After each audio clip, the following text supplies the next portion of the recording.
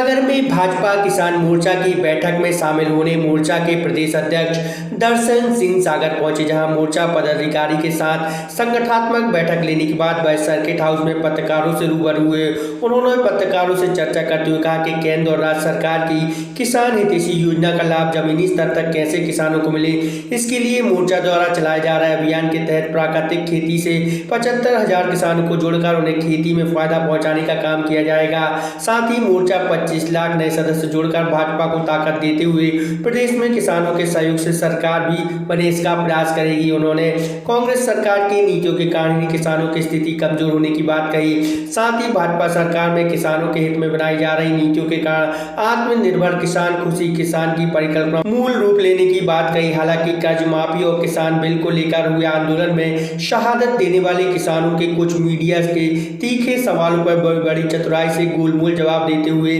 स्पष्ट रुख पार्टी का क्या है बताने से बच लिए। तो वहीं खाद, बिजली सहित अन्य मामले को लेकर भी उन्होंने मीडिया के सवालों का बेबाकी से जवाब दिया। आयोजित वार्ता में जिला पंचायत के अध्यक्ष हीरा सिंह राजपूत, किसान मोर्चा के जिला अध्यक्ष धीरज ओरैया सहित अन्य पदाधिकारी भी शामिल हुए।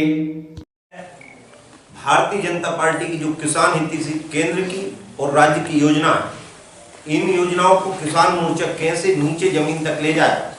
इसके लिए एक हमने बड़ा अभियान जिसका नाम दिया भूमि सुपोषण अभियान और चलो खेती हो, जिसका ध्येय वाक्य हमने आत्मनिर्भर किसान, सुखी किसान और उसमें किसान मेरा गौरव, गांव मेरी शान और गौ आधारित खेती और आत्मनिर्भर किसान, जिसको लेकर एक जन जागरण अभियान जिसमें हम 75,000 किसानों को मध्य प्रदेश में तैयार करते हुए और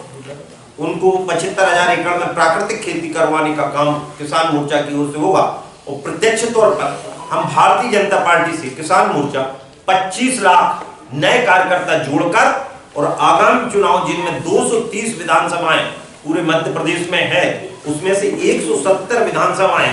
गांव से होकर निकलती हैं, किसान और उससे प्रत्यक्ष जुड़ी रहती हैं, उन विधानसभाओं को हम किसान मोर्चा की ताकत पर